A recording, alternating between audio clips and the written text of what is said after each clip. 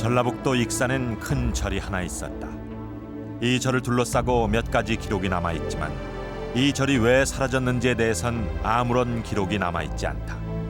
단지 탑이 하나 있을 뿐이다. 이곳엔 용으로 변한 미륵을 맞는 사찰이 있었고 그 사찰은 세상에서 가장 컸다는 전설이 전해온다. 그 사찰의 이름은 미륵사였고 사찰을 지은 사람은 무왕이다.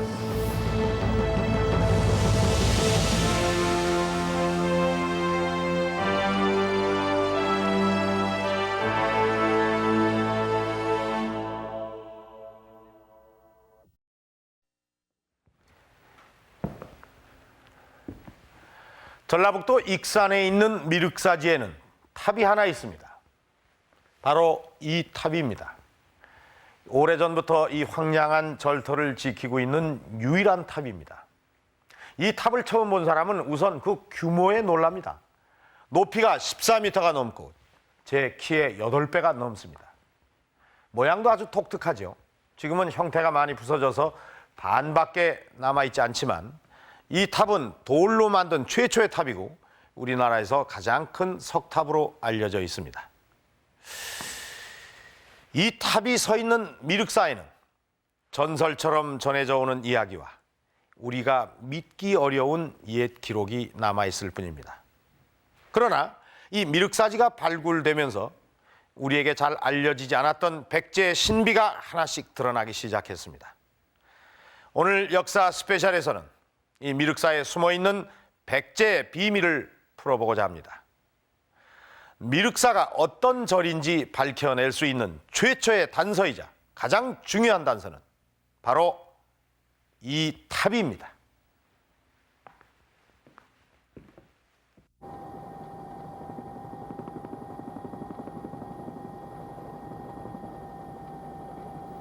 전라북도 익산시 금마면에 위치하고 있는 미륵사. 오래전부터 이 터를 지키고 있는 거대한 탑이 하나 있다.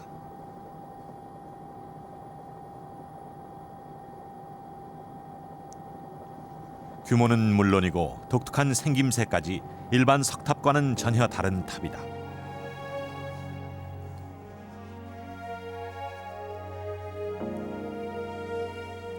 반쯤 부서져서 6층만 남아있는 탑.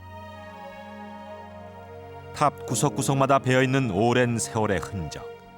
이 탑은 우리나라에서 가장 오래된 석탑이자 가장 큰 석탑으로 알려져 있다.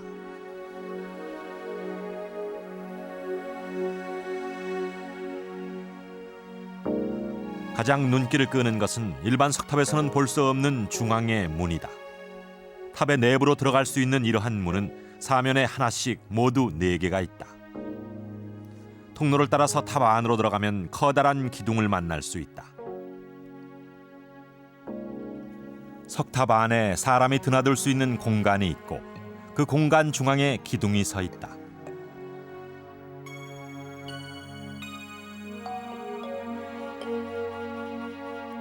십자 통로 중앙에 버티고 선 기둥은 목조 건물에서나 볼 수 있는 기둥이다.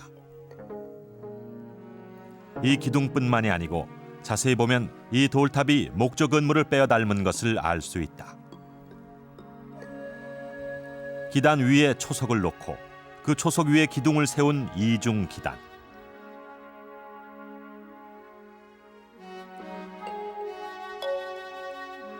밑부분으로 갈수록 굵어지는 배흘림 기둥. 목조 건물의 기둥에 해당한다.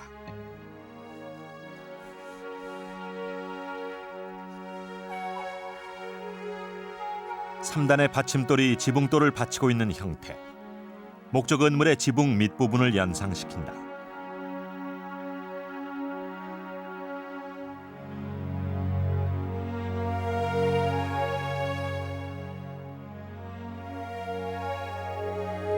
옥계석에 추녀 끝이 살짝 올라간 반전. 이런 특징 때문에 이 탑은 목탑에서 석탑으로 전환한 최초의 탑으로 알려져 있다.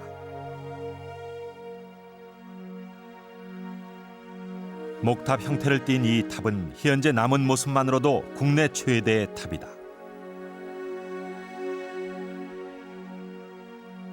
그렇다면 이 탑의 본래 모습은 어떠했을까?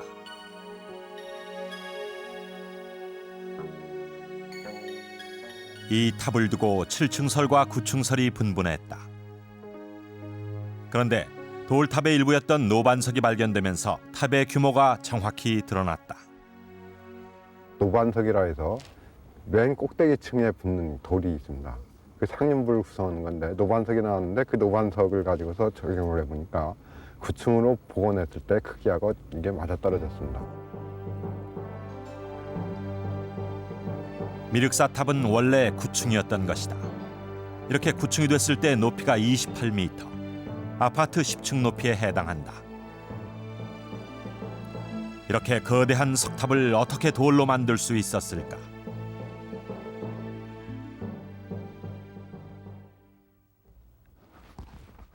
미륵사 탑은 단단한 재질의 화강암으로 만들어졌다. 6자, 8치. 탑을 쌓기 위해서 우선 화강암을 수백 장 자르고 다듬어야 했을 것이다. 2자, 3치.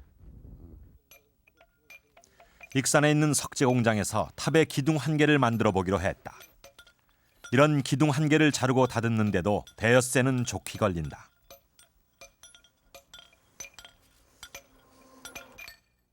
이렇게 공들여 다듬은 기둥은 탑을 쌓는 곳까지 일일이 사람의 힘으로 옮겨서 흙을 경사지게 깐 후에 나무를 대고 세워야 했다.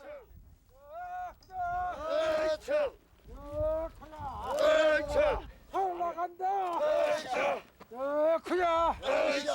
힘도 쓰고. 크냐. 기둥 하나를 다듬고 세우는데도 이렇게 많은 노력이 필요한데 당시 기술로 어떻게 탑을 9층까지 쌓아 올릴 수 있었을까? 지금 여기서 이놈은 이렇게 쌓였지만서도 이 위에 또 돌이 올라간다고 이제 인정이 될 적에 여기까지 또 흙을 이렇게 쌓아야 됩니다. 이렇게 빈버드 해가지고 한 15도 각도로 해가지고 그렇게 해서 또 이후에다 또 돌을 올려놓고 해가지고 미륵탑이 이렇게 완성이 있는 걸로 제가 알고 있어요. 그랬는데 그런 공법이 아닌 것은 옛날에 뭐 저 탑을 세우지를 못했어요. 그러니까 이 공법이 틀림없는 건데. 이렇게 힘들게 쌓아 올린 탑은 하나만이 아니었다. 남아있는 미륵사 탑과 일직선상에 또 하나의 탑터가 발견된다. 탑터와 기단, 유물들을 통해서 이 탑 역시 돌로 만들어졌고 크기와 형태는 남아있던 미륵사 탑과 같다는 것이 밝혀졌다. 이 동탑은 남아있는 석탑을 근거로 해서 1993년에 복원했다. 복원 당시 인간문화재급 석수장들이 참여해서 첨단 기술과 현대 장비로 공사를 했는데 설계 기간 8개월, 공사 기간이 26개월이 걸렸고 석재가 1,300톤, 연인원 24,000명이나 동원된 대규모 역사였다.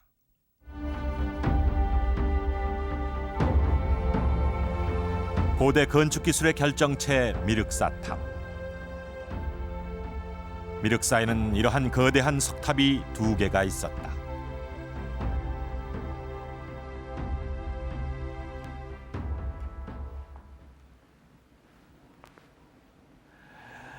이 미륵사 탑을 지금의 기술로도 쉽게 만들 수 없다는 것을 확인할 수가 있었습니다.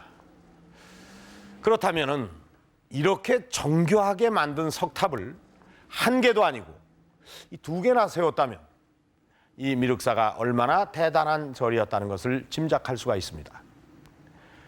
이 절의 원래 모습은 어땠을까요? 삼국유사에 이 미륵사에 대한 창건 설화가 전해지고 있습니다. 하룻밤 만에 이 못을 메우고 미륵 3전과 회전, 탑, 낭무를 각각 3곳에 세웠다. 하룻밤 만에 이 거대한 못을 메웠다는 것은 좀 과장된 이야기겠지만 우리는 이 설화를 통해서 이 미륵사에 대해서 몇 가지의 단서를 알 수가 있었습니다.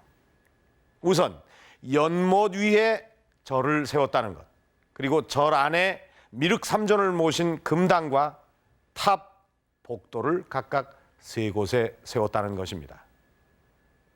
이 전설은 사실일까요? 창건 당시 미륵사는 어떤 모습이었는지 알아보도록 하겠습니다. 미륵사에 있던 탑은 두 개만이 아니었다. 두 탑 사이에 또 하나의 탑의 흔적이 나타난다.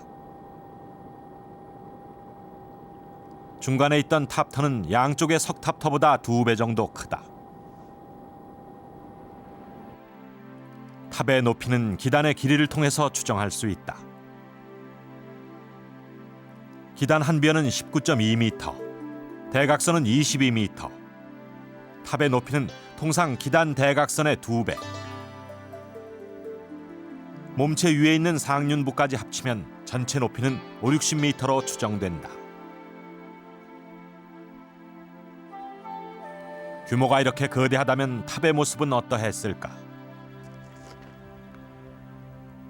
이 탑을 조사할 때 지금 이 부분이 기단이 하층 기단이 되는데요.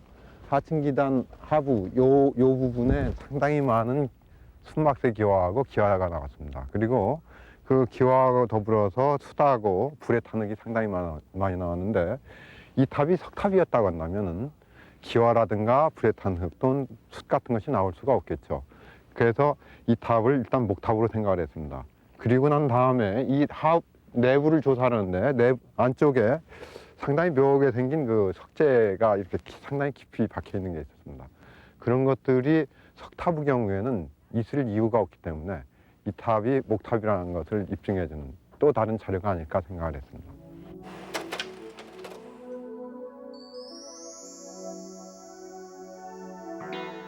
이 목탑이 서 있는 집안을 발굴한 결과 놀라운 점이 발견됐다. 마사토와 점질토를 떡판처럼 교대로 쌓은 판축의 흔적이 나타난 것이다. 가장 아랫부분은 돌을 깔았는데 이것은 집안 밑에 있는 물이 쉽게 빠져나갈 수 있게 한 배려다.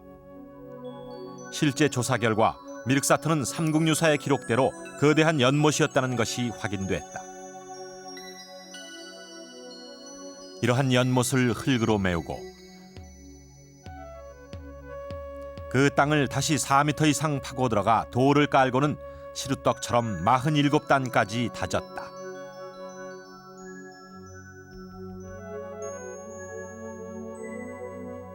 그뿐만 아니라 한 단 한 단마다 지름이 3-4cm인 나무 막대로 일일이 흙을 다졌다.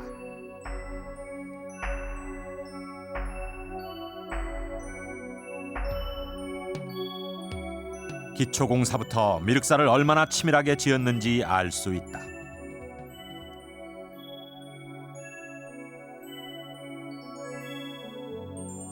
이렇게 치밀하게 다진 집안 위에 화려하고 웅장한 목탑을 세웠다.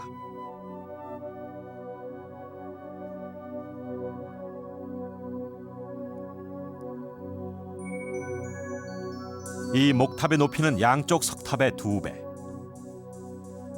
미륵사 창건 당시엔 이러한 3개의 탑이 거대한 규모를 자랑하고 있었다. 탑이 3개가 있었다는 전설이 사실로 밝혀진 것이다.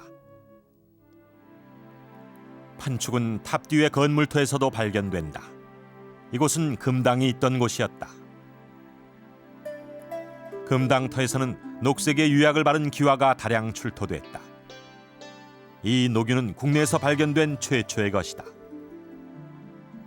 녹유 기와는 석가래 끝에부터 석가래 부식을 막고 건물을 치장하는 기능도 했다. 당시 금당은 녹색의 석가래 기와와 붉은색의 기와가 화려하게 조화를 이루고 있었을 것이다.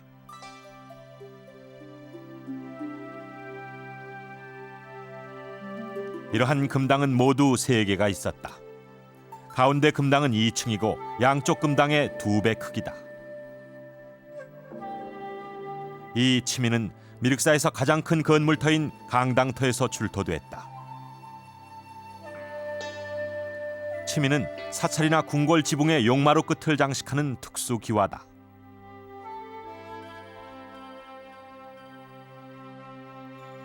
이러한 치미가 장식되어 있는 강당은 400명이 들어갈 수 있을 만큼 넓었다.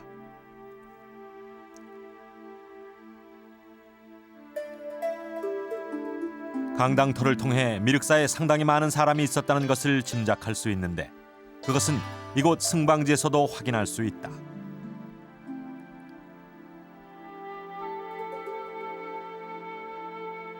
승방 하나는 10사람을 수용할 수 있는 규모다. 이러한 승방은 총 32개가 있었고 대강당의 동쪽과 서쪽 그리고 북쪽에서 발견된다. 3개의 탑과 3개의 금당을 갖춘 삼원양식. 이런 구조는 동양 어디에서도 유래를 찾아볼 수 없다. 건물지만 5만여 평. 신라의 최대 사찰 황룡사보다 2배 가까이 넓다. 그렇다면 창건하는데 어느 정도 시간이 걸렸던 것일까? 장사에 보이는 그 수기에 걸려서 공사를 하였다. 임금이 행차했다. 그런 기록이 보이는데 그 수기라는 기한이 이 길을 12년으로 보통 잡으니까 그건 36년이거든요.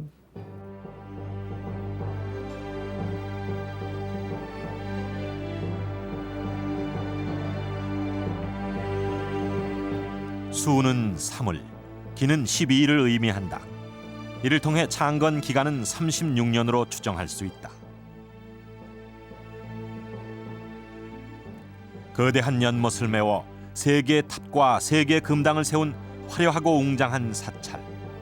미륵사를 둘러싼 전설은 사실이었다.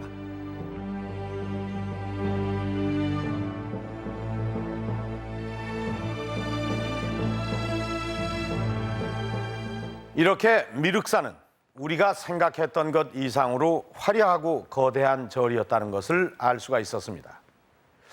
그렇다면 누가 그리고 왜 이 절을 세웠는지 알고 계십니까? 삼국유사는 백제 제30대 무왕이 이 미륵사를 세웠다고 기록을 하고 있습니다. 이 무왕에 대해서는 우리가 잘 알고 있는 이야기가 있습니다.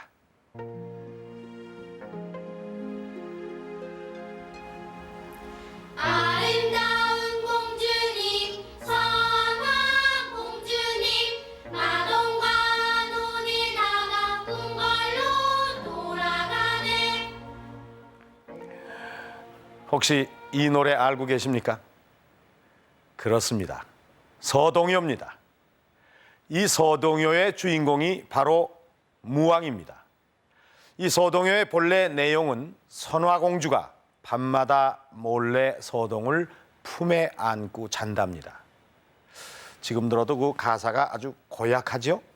이 노래는 아이들의 입을 통해서 경주에 퍼졌고 드디어 우리 고대사에서 가장 극적인 로맨스라고 할 수 있는 서동과 선화공주의 결혼이 가능했던 것입니다. 이 서동은 말을 캐며 살았다고 해서 어렸을 때 붙여진 이름입니다. 그러니까 이 무왕은 말을 캐며 살았던 미천한 신분에서 왕이 됐고 또 그런 신분에서 신라의 선화공주와 결혼을 한 사람이라는 겁니다. 미륵사를 세웠던 베일에 쌓인 인물, 무왕이 어떤 사람인지 알아보겠습니다.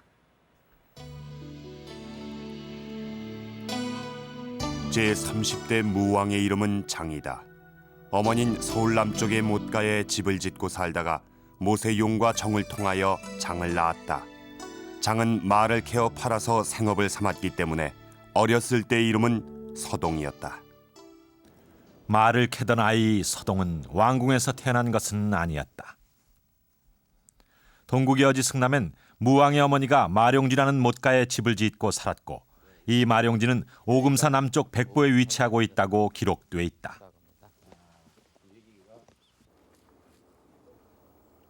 그런데 익산에는 오금산성이 있고 이 오금산성 밑에는 마룡지라는 이름의 연못이 있다.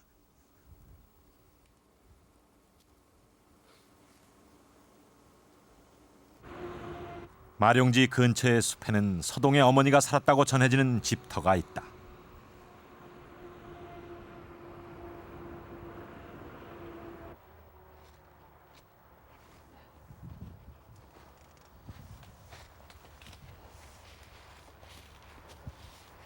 예, 지금 우리가 서 있는 이곳이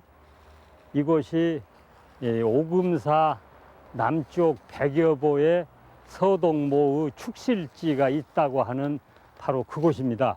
바로 이 넓은 지역이 지금 현재는 나무가 서 있지만은 여기가 집터자리예요. 그것을 이쪽에 지표 조사를 해보니까 이 초석도 그때 그 초석이고요. 그리고 여기에는 백제 때 그 기와 조각이 여기서 많이 출토가 됩니다. 이러한 유적들을 통해서 서동이 익산에서 태어난 것을 추정할 수 있다.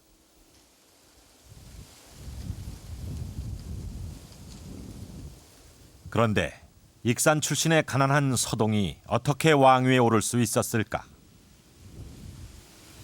과부의 아들로 태어나고 그다음에 이제 이 서동이라고 하는 이 가난한 아이로 생활을 했다고 하는 그 점을 봤을 때 또 하나 그가 왕이 되었다는 건 기본적으로 왕족입니다. 왕족이지만은 이 가난한 생활하는 왕족이라 했을 한 것은 이게 바로 이 몰락한 왕족이 아니겠느냐 이렇게 이제 볼 수가 있다는 겁니다. 몰락 왕족이었다고 해도 익산에 사는 몰락 왕족이 왕이 되는 일은 결코 쉬운 일은 아니었을 것이다. 무왕이 왕위에 오를 수 있는 단서는 4대 선왕이었던 성왕을 통해 찾을 수 있다. 왕권 강화와 백제 중흥을 위해 공주에서 부여로 천도한 성왕은 당시의 지배 세력을 재편하고 국가 체제를 정비하는 등 일련의 개혁을 추진한다.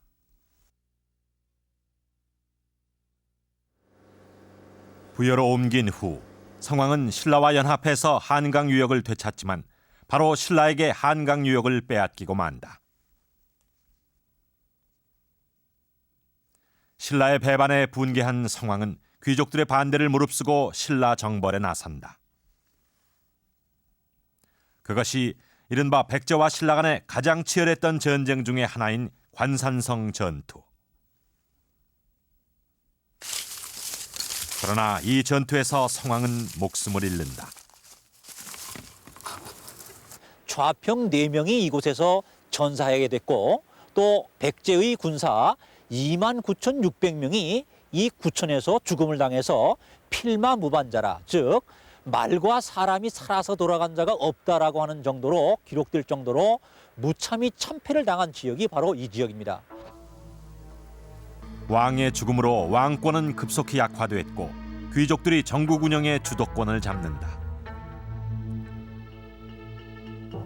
당시의 실세 귀족은 부여로 수도를 옮긴 후 형성된 대성 8족. 이들이 전국 운영의 주도권을 잡은 사례를 기록에서 발견할 수 있다. 관산성 전투를 주도했던 성왕의 아들이 왕위에 오른 후 귀족들에게 심하게 추궁을 받았다는 기록이 있다.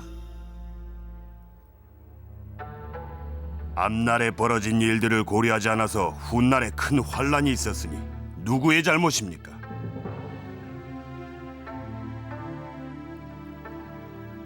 만약에 원로들의 말을 들었다면 어찌 이런 지경에 이르렀겠습니까? 지난날의 잘못을 뉘우치십시오.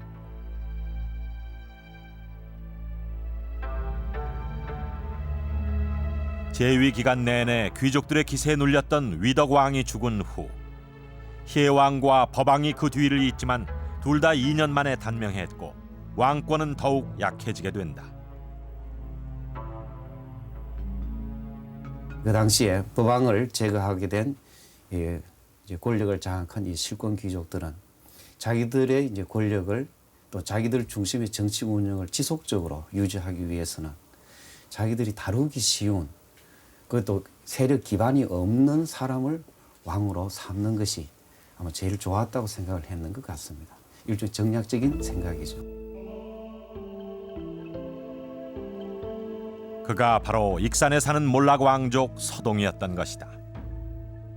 관산성 전투 이후 백제와 신라는 끊임없이 싸우는 적대 관계였다.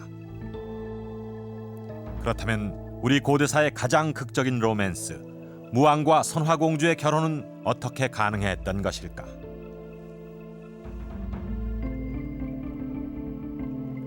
그러나 적대국 왕실 간의 혼인은 불가능한 일이 아니었다. 백제와 신라가 전쟁을 벌일 때 양국 왕실 간에 결혼한 예가 있다. 신라가 동북 변경을 빼앗았는데 석 달 후 성왕이 자신의 딸을 진평왕의 소비로 보냈다.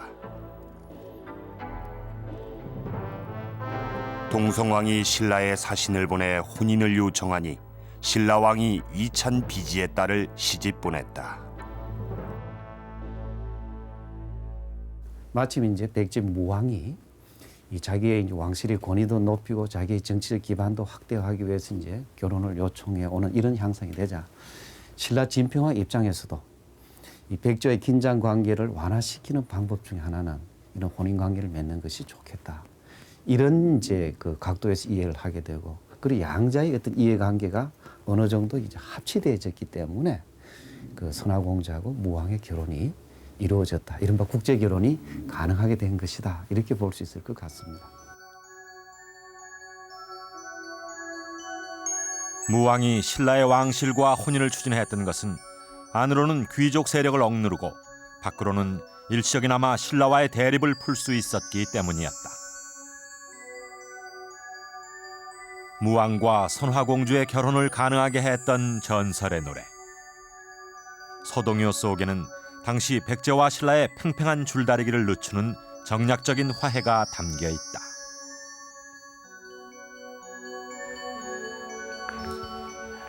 무왕은 태어나면서부터 왕이 될 때까지 아주 극적인 삶을 살았던 인물입니다. 특히 선화공주와의 결혼은 뛰어난 수완가이자 전략가로서 그 무왕의 면모를 알게 해주었습니다. 이 기록으로도 무왕의 그런 면모를 확인할 수가 있었습니다. 풍채가 훌륭하고 뜻이 호방하고 기상이 걸출하였다. 삼국사기는 무왕의 면모를 이렇게 기록하고 있습니다. 특히 후대에서는 이런 기질에 걸맞게 무왕이라고 붙였습니다. 걸출하고 뛰어난 영웅이었던 무왕은 아주 거대한 절을 짓습니다. 그 규모뿐만이 아니라 그 절의 모습도 어디에서도 볼 수 없는 아주 독특한 모습이었습니다.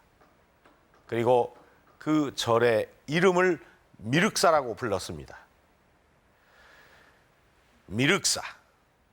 무왕은 왜 이렇게 큰 절을 세웠던 것일까요? 무왕이 거대 사찰을 창건한 단서는 금당에서 찾을 수 있다. 이 금당터엔 다른 건물에선 볼 수 없는 유난히 키가 큰 초석들이 남아있다. 다른 건물들하고 비교를 했을 때 특징적인 게 상당히 높은 주초를 쓰고 있는 겁니다. 높이가 상당히 높아서 높이가 한 90cm 정도 됩니다. 그래서 요 위에 이제 기둥을 세워가지고 집을 짓는데 기둥 아랫부분, 기둥이 서는 그 아랫부분에 보면 이런 식으로 홈을 팠습니다. 이건 옆으로 가는 보가 걸리죠. 그다음에 이쪽에도 역시 홈을 파서 옆과 이어지도록 만들었죠. 볼을 띄워서. 그러니까 마루청이 여기에 깔렸습니다. 그래서 초석의 높이만큼 여기 이 부분에서 이 아랫부분 여기까지가 바닥이 되는데 이 부분까지가 지하 공간을 구성을 하게 됩니다. 금당터 한쪽엔 밖을 향해 터진 곳이 있다. 이 개구부는 출입문 역할을 한 것으로 보인다. 초석과 개구부를 통해 당시 지하 공간의 모습을 추정할 수 있다. 왜 이런 지하 공간을 만들었던 것일까?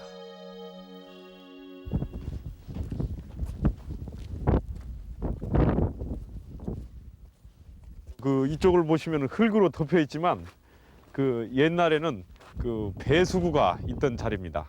이 배수구를 통해서 물이 저쪽으로 이렇게 쭉 연결이 되고 있었죠. 금당의 지하 공간은 땅속의 배수로와 연결되고 배수로는 절터 앞쪽에 있는 연못까지 이어진다. 이 배수로와 연못은 지하 공간과 특별한 관계가 있는 것이 분명하다.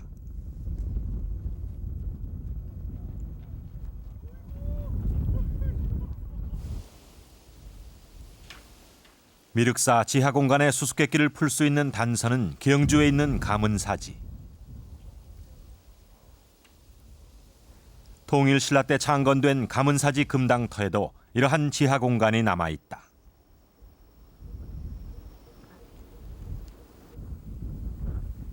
기록에 의하면 용으로 변한 문무왕이 와서 쉬일 수 있도록 이런 공간을 만들었다고 한다. 미륵사의 지하 공간도 가문사의 지하 공간과 비슷한 용도였을 것이다.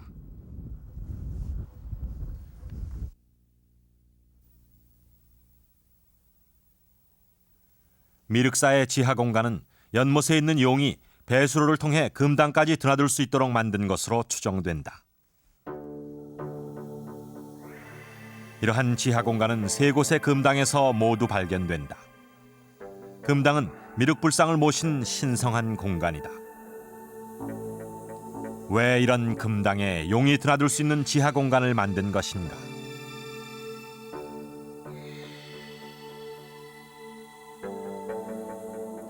미륵사에서는 미륵과 용의 관계를 알려주는 유물이 발견됐다. 용수라는 글자가 새겨진 기와다. 용수는 늪에 사는 용을 의미한다. 원래 이 용수라는 말은 인도 말 나가르 주나에서 온 말입니다. 그런데 그 나가라는 말이 바로 그 큰 뱀을 상징합니다. 코브라. 그리고 이걸 한문으로 번역할 때는 용이라고 번역하는 것이죠. 그래서 이 용수방이라는 이름은 미륵사지가 용과 직접적으로 관련이 된다라는 그런 증거로 저희들이 볼 수가 있는 겁니다. 미륵을 용의 화신으로 여겼기 때문에 미륵불을 모신 금당에 용의 거처를 마련한 것이다.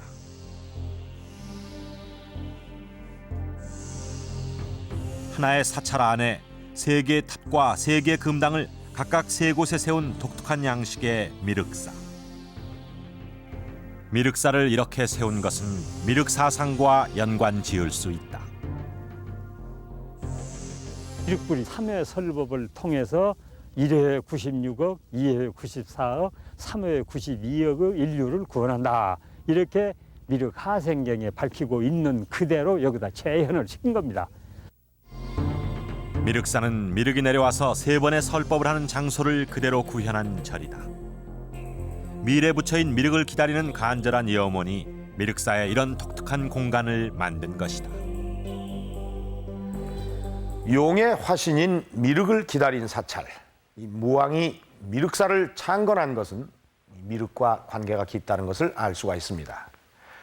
이 미륵신앙은 밀에 붙여인 미륵이 이 땅에 와서 사람들을 구원한다는 신앙으로 일종의 구세주, 메시아 신앙인 것입니다. 이 미륵신앙에 의하면 이 미륵이 출현하는 땅을 다스리는 사람이 있는데 그가 바로 최고의 통치자 전륜성왕입니다. 여기서 우리는 무왕이 이 미륵사를 세운 그 의도를 알 수가 있습니다. 메시아가 오는 약속의 땅에 미륵사를 세워서 자신이 바로 그 땅을 다스리는 전륜성왕이라는 것을 강조한 것입니다. 그렇다면 무왕은 왜 그렇게 전륜성왕이 되고자 했던 것일까요? 그것은 당시 백제 정세를 통해서 살펴볼 수가 있습니다. 이 백제 전성기 때 이 백제 영토는 보시는 것처럼 이렇게 넓었습니다. 그러던 것이 밀리고 밀리면서 이 무왕이 즉위할 즈음에는 영토가 이렇게 작아졌습니다. 고구려에 이어서 신라에게 이 한강 유역을 빼앗기고 또 이 가야 지역마저도 신라가 차지한 상태였습니다. 백제가 이렇게 절박한 상황에 처하자 무왕은 나라를 다시 일으키고 강력한 왕권이 필요하다는 것을 절감했었을 겁니다. 미륵사를 세운 것은 무왕의 이런 의지의 표현이었습니다. 그런데 여기서 한 가지 이상한 점이 있습니다. 무왕은 그런 미륵사를 수도가 아닌 익산에 지었다는 것입니다.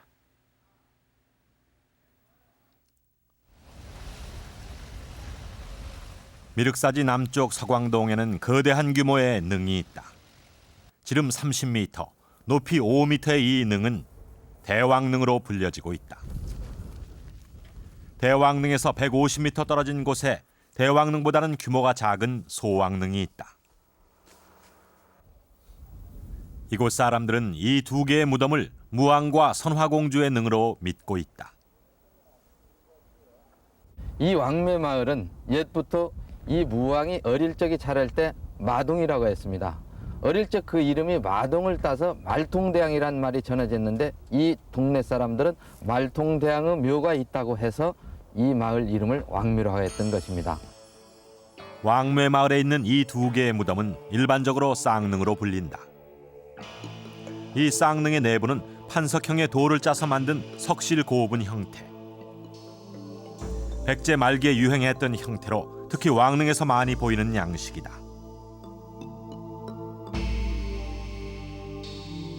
발굴 당시 석실 안은 이미 도굴이 된 상태였고 이 나무 널만이 유일하게 출토됐다.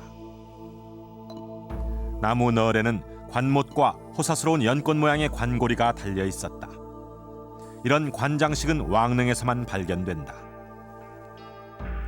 쌍릉에서 발견되는 여러 유물들은 이 무덤이 7세기 백제 말기의 왕릉이라는 것을 짐작해 한다.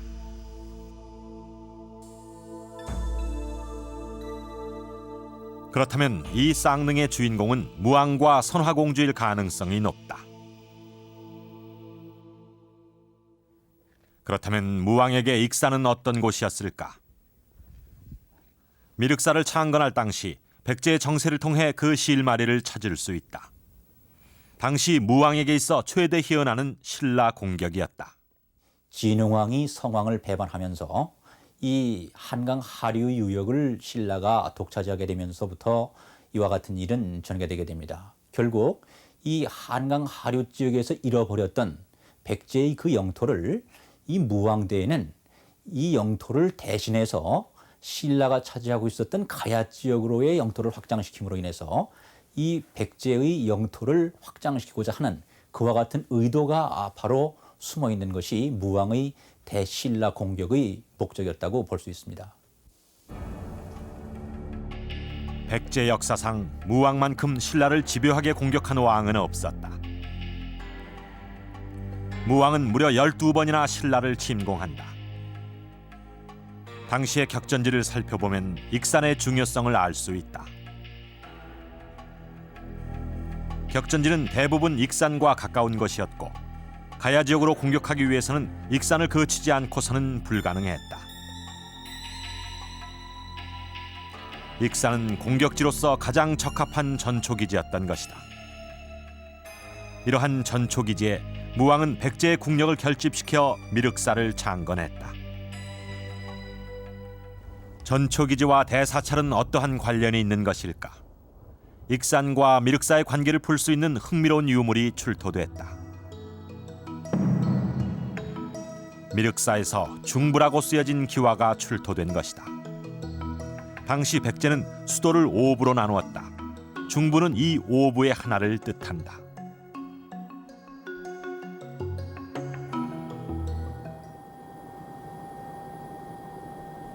미륵사에서 2km 떨어진 왕궁평. 이곳에서도 수도의 행정구역을 뜻하는 전부, 하부 기와가 출토됐다. 이러한 기와는 익산이 수도와 어떤 관계가 있다는 증거다. 그러나 우리나라에서는 이와 관련된 구체적인 기록은 발견되지 않는다. 그런데 우리나라에서는 발견되지 않는 기록이 일본에서 발견됐다. 교토에 있는 청년원. 중국 천태종을 섬기는 사찰로 대대로 중국 문물을 수입했던 유서 깊은 곳이다. 이 청년원의 창고에서 한 권의 문헌이 발견됐다.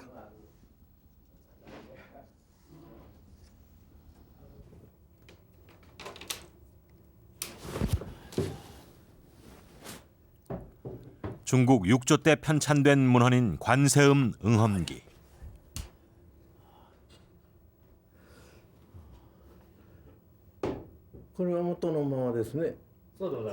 마키다 다이료 교수가 발견한 이 관세음 응험기는 관세음 신앙의 영적인 체험을 모아서 기록한 문헌이다.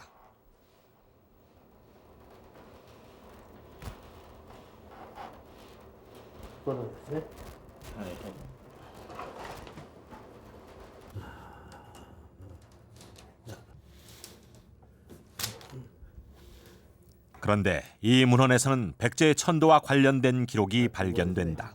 これ血もみとかね、あれもみずるというのは、もみこれがこの下へ来る、多分写し間違いがあるだろうという話なんですけどね、その地名も大体今推定できるんだそうです。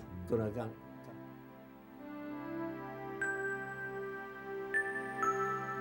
여기서 무강왕은 무왕을 의미한다. 그렇다면 무왕이 천도했다는 지모밀지는 어디인가?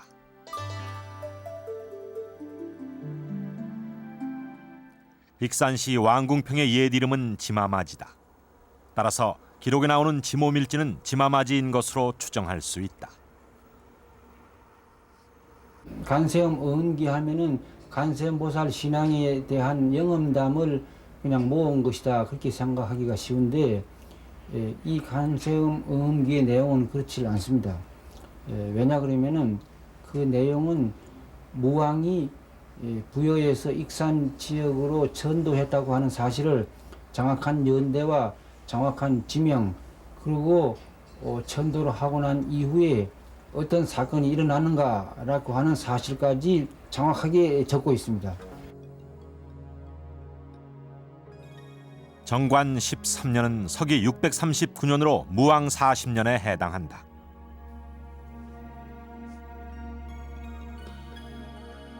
탑 안에는 불사리와 채수정병, 금강반야경이 있었다고 기록돼 있다.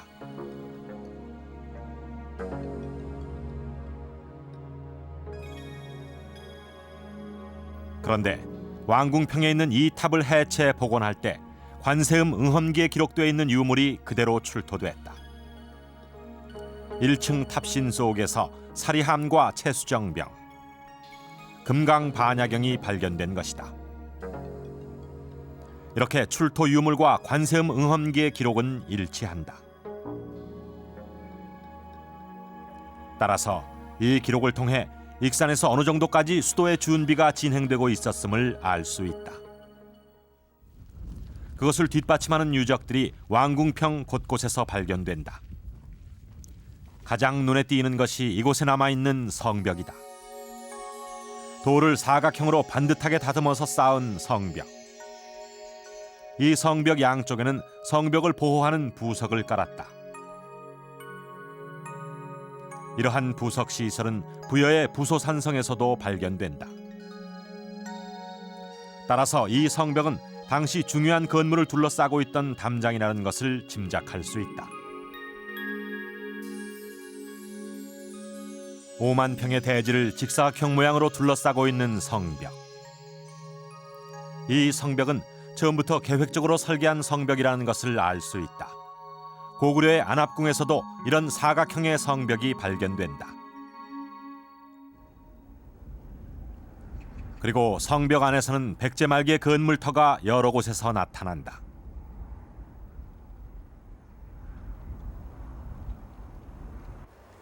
탑 밑에서는 건물터를 평평하게 다지기 위한 백제 말기의 석축도 나타난다. 이런 유적들을 통해 왕궁평의 공사는 백제 말기의 최초로 시작됐음을 짐작할 수 있다. 백제시대 말경의 그물질이라든가 또 석축 이러한 것들이 가장 이른 시기 유적인데 한편적으로는 유물로 보아도 백제시대에는 많은 순막새 또 인장화 기와 또 토기 또 같은 유적에서 이러한 유물들이 7세기경 초반, 중반, 후반을 중심으로 한 유물도 확인되고 있고 통일신라 시대 유적으로는 우선 사찰 유적을 들 수 있겠습니다. 사찰 유적은 지금 현재 5층 석탑은 약간 시간이 있습니다만은 석탑을 중심으로 해서 그 북편으로 금당지 또 그 북편으로는 강당지가 들어서고 있는데 이러한 사찰 유적이 후대 유적이 되겠습니다. 지금까지 발견된 성벽과 성벽 안에 나타나는 이러한 건물터들은 백제 말기 이곳에 왕궁과 관련된 건물이 있었다는 것을 알려준다. 그것을 뒷받침하는 유물이 계속 출토되고 있다. 그 중에 하나가 관궁사라고 쓰여진 기와다. 관궁사는 왕궁 안에 있는 사찰이라는 뜻이다.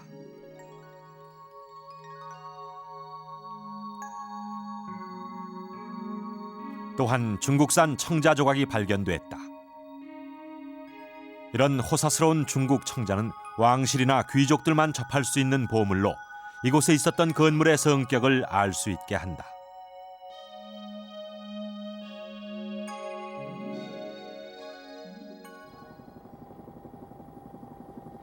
이런 익산에 대해 언급한 유일한 국내 문헌은 김정호의 대동지지다.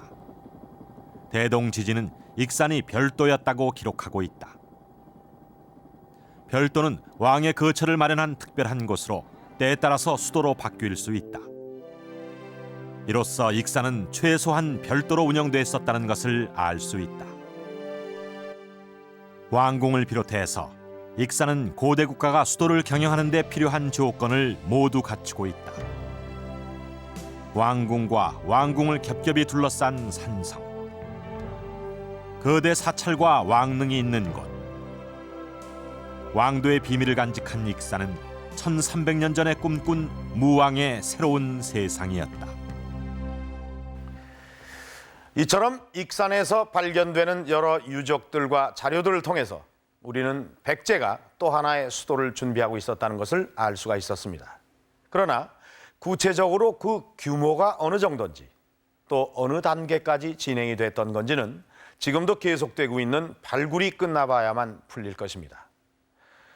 오늘 우리는 이 미륵사에 남아있는 석탑을 단서로 미륵사의 비밀을 하나하나 풀어가면서 숨어있던 백제 그림을 찾았습니다.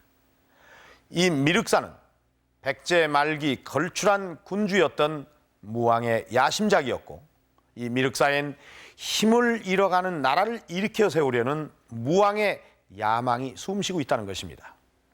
이 미륵사야말로 무왕이 추진했던 백제 중흥이란 프로젝트의 핵심이었습니다.